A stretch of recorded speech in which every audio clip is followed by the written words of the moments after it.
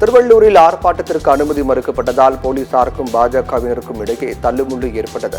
கள்ளக்குறிச்சி விஷசாராயம் மரணங்களை தமிழக அரசு தடுத்து தவறிவிட்டது என குற்றம் சாட்டி பாஜகவினர் ஆர்ப்பாட்டத்தில் ஈடுபட்டுள்ளனர். இந்நிலையில் திருவள்ளூர் மாவட்ட பாஜக சார்பில் நடைபெறவிருந்த கண்டன ஆர்ப்பாட்டத்திற்கு போலீசார் அனுமதி அளிக்கவில்லை.